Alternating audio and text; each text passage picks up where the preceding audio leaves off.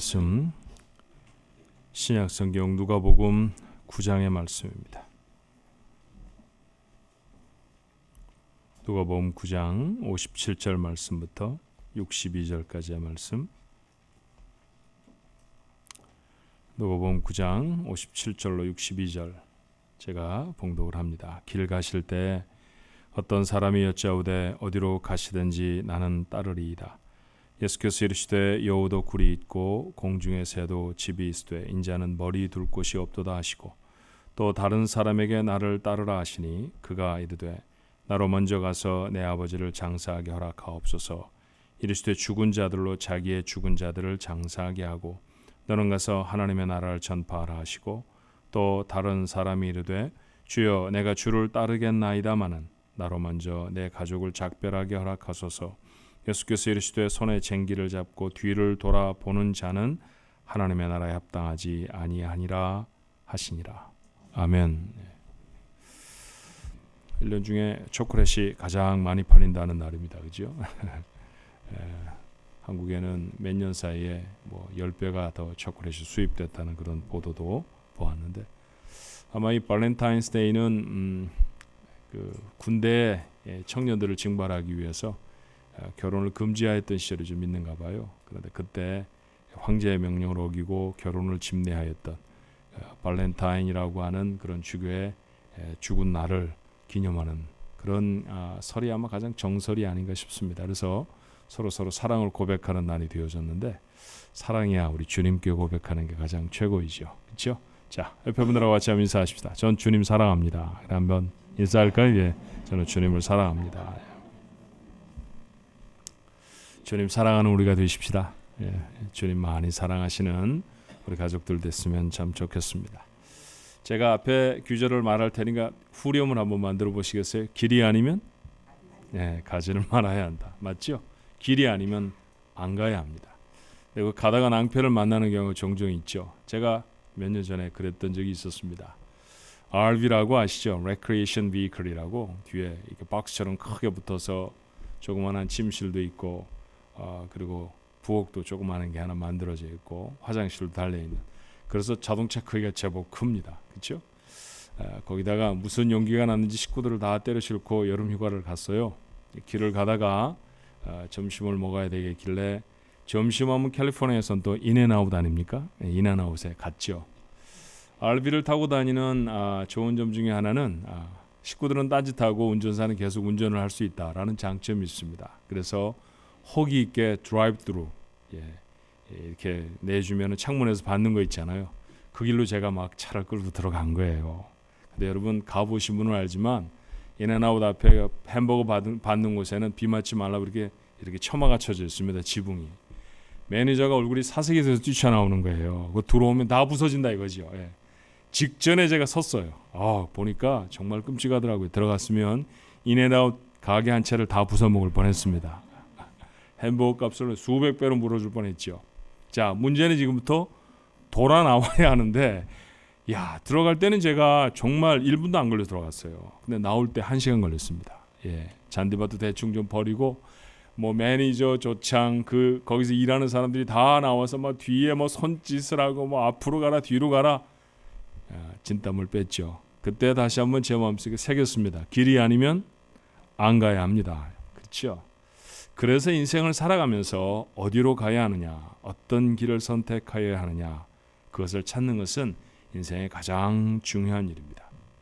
자, 누가는 자신이 기록할 복음서의 내용을 이렇게 요약하죠. 사도행전 1장 1절의 말씀에 보니까 데오빌로여 내가 먼저 쓴 글에는 무릇 예수께서 행하시며 가르치시기를 시작하신부터.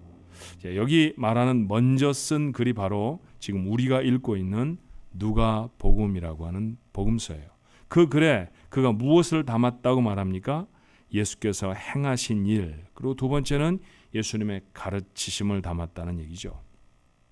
누가복음 1장에서부터 9장 50절까지, 그러니까 오늘 본문에 조금 앞서까지 예수님의 하신 일이 무엇인지, 예수님이 어떤 일을 하셨는지, 예수님의 여행을 추적하면서 가능한 한 시간의 순서대로 기록해 주었습니다. 이제 9장에서부터 19장까지는 예수님이 가르치신 교훈들을 기록하고 있습니다. 그 첫 번째 가르침은 길에 관한 것이었어요. 자, 먼저는 예수님의 길이 있었습니다. 주님이 가시는 길이죠.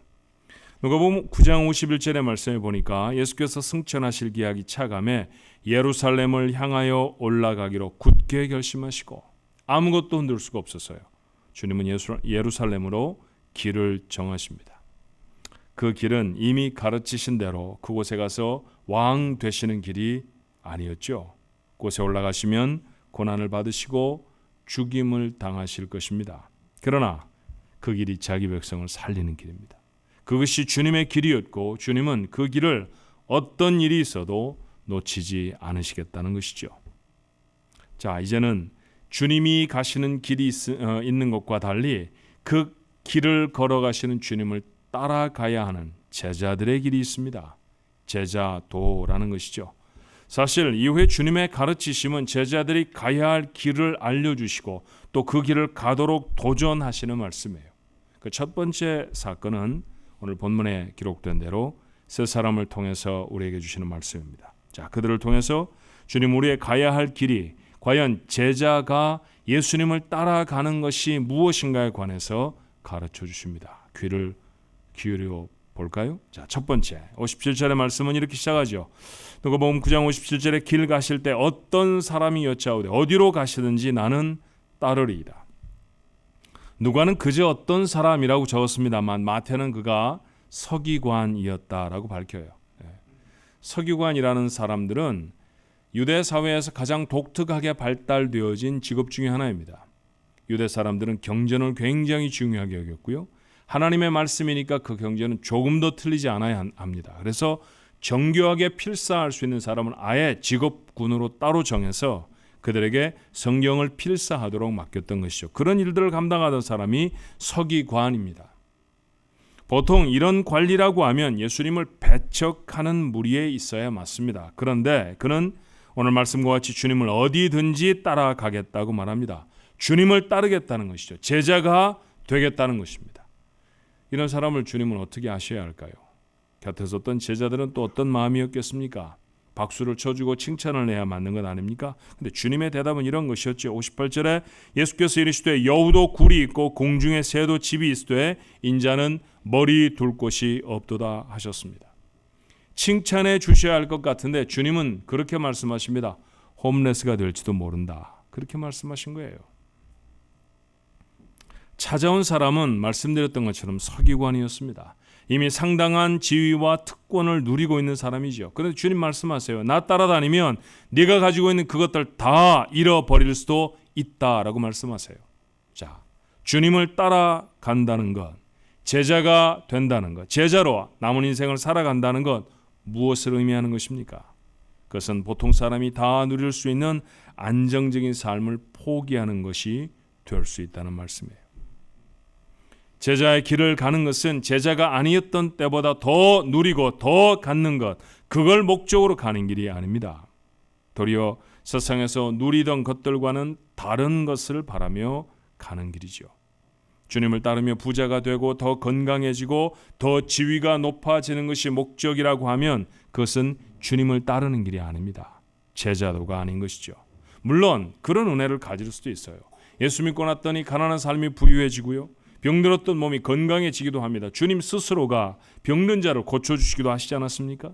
낮은 지위의 사람이 전에는 아무도 생각도 못했던 상상도 못했던 그런 지위에 오르기도 합니다. 예, 그런 은혜 가질 수 있습니다. 성경도 그렇게 약속하세요. 먼저 그의 나라와 그의 의를 구하면 하나님이 먹이시고 입히신다는 약속의 말씀 여러분 아시지 않습니까? 마태가 기록하고 있는 복음서 6장 33절에 너희는 먼저 그의 나라와 그의 의를 구하라. 그리하면 이 모든 것을 먹는 것과 마시는 것과 입는 것입니다. 세상을 살아가면서 우리의 삶에 꼭 필요한 것들 다 주시겠다고 주님 앞뒤로 보증하며 분명하게 하신 약속입니다. 그런데 여러분 기억해야 합니다. 제자로 주님을 따른다라는 것은 먹을 것과 입을 것을 더하기 위해 따라 나서는 길은 아닙니다. 그랬다고 하면 그것은 오산인 것이죠. 우리는 이런 말 하곤 해요. 다 먹고 살자고 하는 일이야. 한 번쯤 해보셨죠? 예, 수없이 들어도 보셨을 것입니다. 맞는 말인가요? 모두가 다 먹고 살자고 하는 일입니까? 사실은 아닙니다. 세상도 정말 그렇지 않더라고요. 어떤 토크쇼 하나를 우연치 않게 보게 되었는데요. 그곳에 나와서 게스트로 초청된 사람은 잘 나가는 중년 남자 배우였습니다. 그분은 양복을 늘 입고 다니시는 거로 제가 여러 번 뵀는데 역시 양복태라는 것 있잖아요. 스타일이 참 좋으신 분이에요. 그래서 토크쇼를 진행하는 사람이 물었습니다. 선생님은 굉장히 양복을 입으시면 멋있습니다. 어떻게 그렇게 양복태가 좋으신가요? 그렇게 물었더니 그가 이렇게 말하더라고요. 예, 양복을 입으면 멋져 보이려고요. 그 몸매를 유지하려고 저는 하루에 한 끼밖에 먹지 않습니다. 대단한 일 아닙니까? 배우, 그는 왜 됐을까요? 먹고 살자고 된 게 아닌 것 같아요. 그렇죠? 그의 목적은 먹고 사는 것에 있지 않았습니다. 사실 조금 주의 깊게 살펴보면 세상에는 그런 사람이 참 많습니다. 군인은 나라와 백성을 지키기 위해 전방에 나가죠. 사랑하는 가족들을 지키기 위한다. 그런 얘기 군인 병영에 가면 여러 번 듣는 얘기입니다. 그런데 여러분, 그 소중한 사람을 지키기 위해서 그는 가장 소중한 사람들인 가족 쉽게 만날 수 없습니다. 전쟁터에 나서 있으면 전방에 나가 있으면 아무 때나 만나고 싶다고 가족 만날 수 없어요. 자기가 지켜야 하는 소중한 사람이지만 만날 수 없어야 지켜진다는 것이죠. 산에 오는 사람은, 운동을 하는 사람은 건강해지려고 운동도 하고 산에도 오릅니다. 그렇죠? 종종 주일에 빠지시는 분을 보고 요즘 주일에 뵙기가 어렵습니다. 그랬더니 하는 말씀이 저 요즘 산에 오릅니다. 산에는 왜 가시는데요? 저한테 농담처럼 말이에요. 저는 목사니까. 산이 땅보다 하나님과 가깝잖아요. 그러더라고요. 그런데 사실은 하나님과 가까우려고 산에 오르시는 것보다는 건강 유지하시려고 산에 오르시는 거 맞습니다. 그런데 여러분, 산에 오르면 건강해지나요?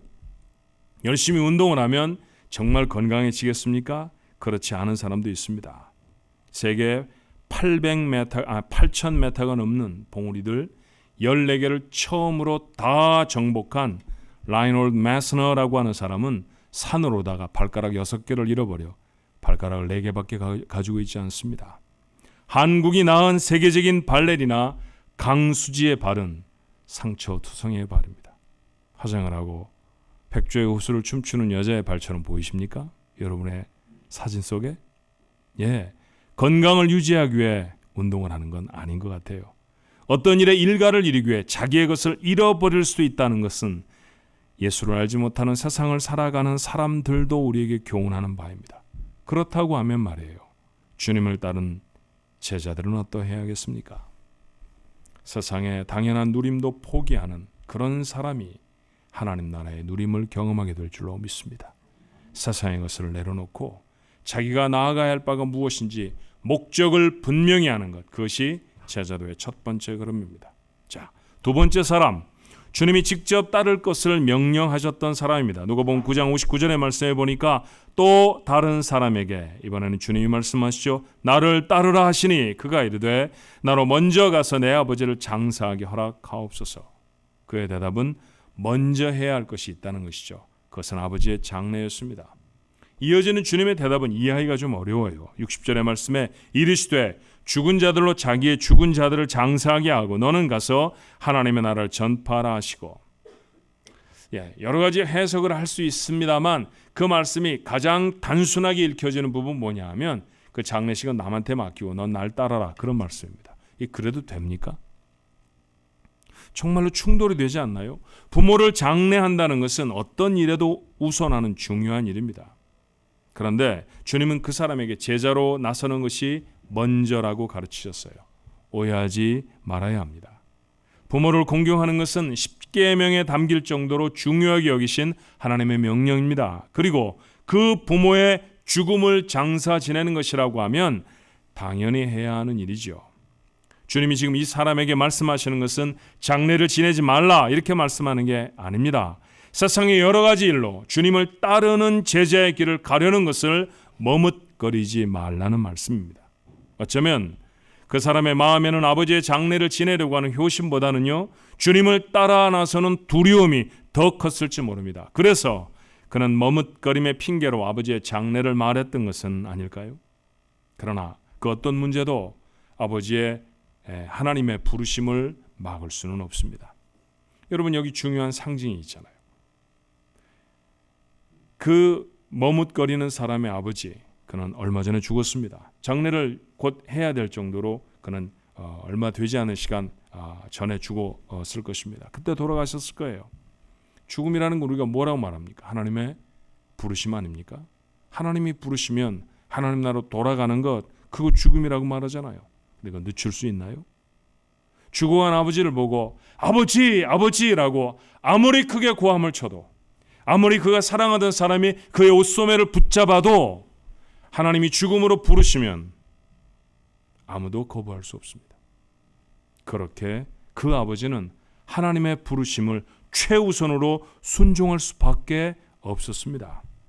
이처럼 하나님의 부르심은 무엇에도 우선하는 따라야 할 명령이죠.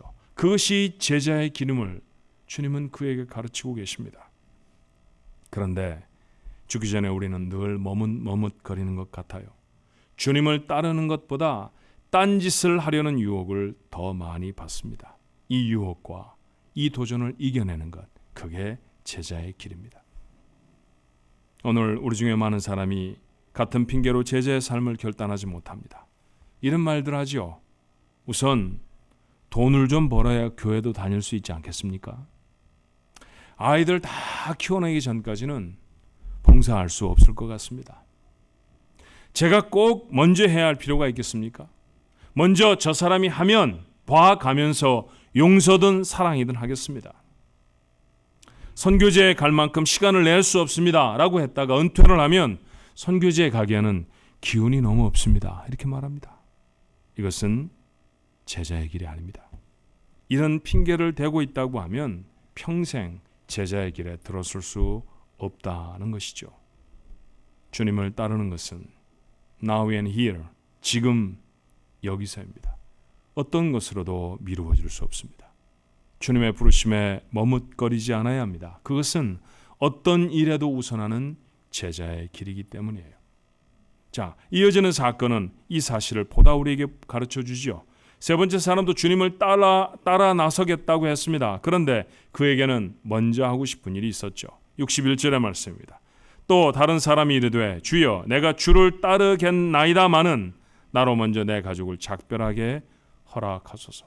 어쩌면 그 사람의 가족은 멀리 떨어져 있었는지 몰라요.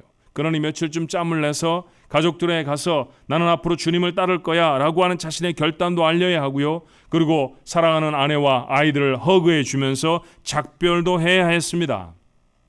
당연히 그래야 하는 건 아닙니까? 그런데 이때에도 주님은 단호하셨어요. 62절의 말씀에 보니까 예수께서 이르시되 손에 쟁기를 잡고 뒤를 돌아보는 자는 하나님의 나라에 합당하지 아니하니라 하시니라. 비유의 말씀으로 주신 것이지만 그럴 필요 없이 나를 먼저 따라라 라는 말씀에 다름이 아닙니다. 그리고 만약에 그렇게 돌아가 작별을 해야 하겠다고 하면 그것은 하나님의 나라에 합당하지 않은 모습이라고 말해요. 정말로 심각한 책망 아닙니까? 가족을 사랑하는 것 주님이 거부하시는 덕인가요? 그렇지 않습니다. 가족을 사랑하라는 것, 정말 자신의 생명을 들여서까지라도 사랑하라는 것, 그것은 예수님도 수차례 언급하신 제자로 살아가는 당연한 삶의 모습입니다. 그러니 이 말씀도 가족을 가볍게 여기라는 말씀일 수 없습니다. 주님이 주목하시는 것은 먼저라고 하는 단어예요. 먼저의 말씀입니다. 먼저 해야 할 일이 있고 그리고 나중에 해야 할 일이 있습니다. 그걸 우리는 우선순위의 문제라고 말하죠. 비행기를 종종 타시나요? 비행기를 타면 어떤 비행기건 어떤 자리에 앉았건 우리는 기내방송이라는 걸 듣게 됩니다. 그리고 스튜어디스 몇 사람이 나오거나 아니면 큰 화면을 펼쳐놓고 비행기를 안전하게 탈 수 있는 방법에 대한 이야기를 듣죠. 그 중에 산소 마스크가 떨어지는 경우를 가정에 말하곤 합니다. 그렇죠. 산소 마스크가 만약에 비행기 캐빈 안에 비행기 그 실내에 떨어지게 된다고 하면 그것은 굉장히 심각한 문제입니다. 추락할지도 모릅니다. 그렇죠. 그 어려운 순간에 산소 마스크를 쓰고 그리고 희박해져 있는 산소 때문에 정신을 잃지 않도록 그리고 자기를 보호해야 할 필요가 있습니다. 시급하게 해야 할 일입니다. 그런데 그때마다 반드시 언급하는 얘기를 기억하시나요? 어린아이를 동반한 사람은 누구에게 먼저 마스크를 씌워야 합니까? 어린아이가 아닙니다. 그 아이가 아무리 사랑스럽고 그 아이가 아무리 소중해도 마스크를 먼저 써야 할 사람은 어른입니다. 그래야 아이를 살릴 수 있습니다. 그렇죠. 어른이 먼저 쓰라고 말합니다. 먼저 해야 할 것이 있다는 것이죠. 같은 이야기가 구원의 사건에도 적용될 수 있지 않겠습니까? 내가 구원을 받는 것보다 이 세상에 더 중요한 일은 없습니다. 본문의 이야기로 바꾸어서 말한다고 하면 내가 주님의 제자가 되어야, 그래야 내 가족도 내 사랑하는 사람들도 구원해낼 수 있다라는 것이죠. 그러니 다른 것으로 미룰 수 없다는 것입니다. 다른 것보다도 그것이 하위에 놓여질 수 없다라는 것이죠. 그것이 가장 우선되는 일이어야 한다는 것입니다. 얼마 전에 읽은 말인데 가슴을 울리는 짧은 글이 하나 있었습니다. 시선이 땅을 향하고 있으면 날개가 있어도 날아오르지 못합니다. 길은 바라보는 쪽으로 열립니다. 여러분 곱씹어 읽어봐도 참 맞다 싶어요. 날개를 달고 있어도 땅만 바라보고 있으면 날아오를 수 없습니다. 우리는 구원을 받았고 하나님의 자녀가 되었습니다. 하늘의 사람들입니다. 그런데 여전히 땅만 바라보고 있으면 결코 날아오를 수 없습니다. 하늘의 삶을 경험할 수가 없다는 것이죠. 시선을 들어서 하늘을 바라보는 것, 그게 뭡니까? 제자의 길을 확인하는 것이죠. 가야 할 길을 발견하는 것입니다. 오늘 주님은 세 사람을 만나시며 무엇이 제자가 가야 할 길인가를 우리에게 가르쳐 주셨어요. 땅의 삶에 무엇인가를 더하기 위해 주님을 따르는 게 아니어야 합니다. 수많은 핑곗거리가 팔다리를 잡아당겨도 결코 머뭇거리지 말아야 하는 길이 바로 그 길입니다. 3거리, 4거리가 아니라 10갈래로 갈라진 길에 서도 흔들림이 없이 가장 먼저 선택하여야 할 길, 그것이 주님이 부르시는 길입니다. 제자의 길을 가야 합니다. 그래야 땅에 살아도 하늘의 존재로 사는 줄로 믿습니다. 그렇게 살아내는 여러분 모두가 되시기를 주님의 이름으로 축원합니다. 기도하십시다. 하나님의 아들로 딸로 살라고 구원해 주셨는데 세상을 살아가는 저희들은 여전히 땅에 매여서 삽니다. 하나님은 까마득히 먼 곳에 계시는 것만 같고 눈에 보이는 것은 땅에 올라 있는 것들 뿐이기 때문입니다. 어떻게 하면 하나님을 설득해서라도 더 가질 수 있을까? 어떻게 하면 땡깡을 부려서라도 내 마음에 소원하는 것들을 얻고 이룰 수 있을까? 그게 과연 예수 믿는 사람의 모습입니까? 그게 과연 주님을 따른다고 하는 사람의 삶일 수 있을까요? 어쩌면 서기관은 더 높은 자리를 얻겠다, 더 명성을 높일 수 있겠다 라고 하는 목적 때문에 주님, 내가 주님 따르겠습니다 그랬을지 모릅니다. 그런데 그에게 주님 단호하셨습니다. 다 잃어버릴지 모른다. 잠도 한대 잠을 자야 할 수 있다. 그건 우리에게 하시는 말씀일 수 있습니다. 주님 믿고 더 좋은 집으로 이사가고 더 좋은 의복 입고 주님 그러지 못할 수도 있습니다. 그러지 못하면 주님 떠나버립니까?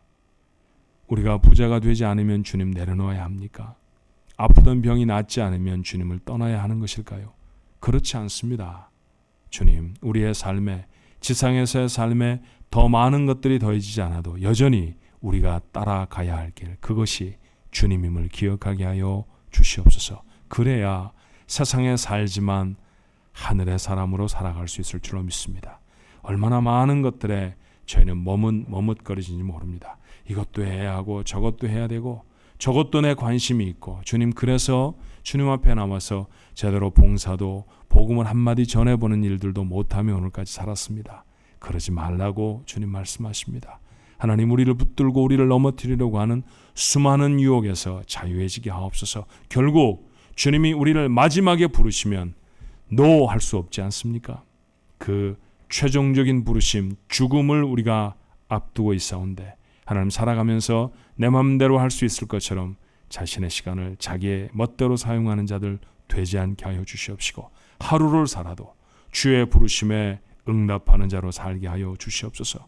삶의 우선순위가 무엇인지 깨닫게 하시기를 원하고 기도합니다. 내가 주님의 제자로 서는 것, 내가 정말 바른 제자가 되는 것, 그것이 이 세상의 가장 중요한 일임을 기억하게 하옵소서. 그래야 내가 사랑하는 사람들도 살리고 내 주변도 변화시킬 수 있습니다. 하나님, 그러니 그 일을 뒤미루지 않게 하여 주시옵시고 결단할 수 있는 저희 모두가 되어지도록 주님 역사하여 주옵소서. 오늘 시간에도 주님은 제자로 우리를 부르십니다. 주님, 그 길을 바로 보게 하옵소서. 세상에 수만 갈래로 갈라진 길들이 있을지라도 주님을 따르는 길을 분명히 보고 그 길을 향하여 걸음을 내딛는 용감한 우리 가족들이 되어지도록 축복하옵소서. 예수님 이름으로 간절히 기도하옵나이다. 아멘.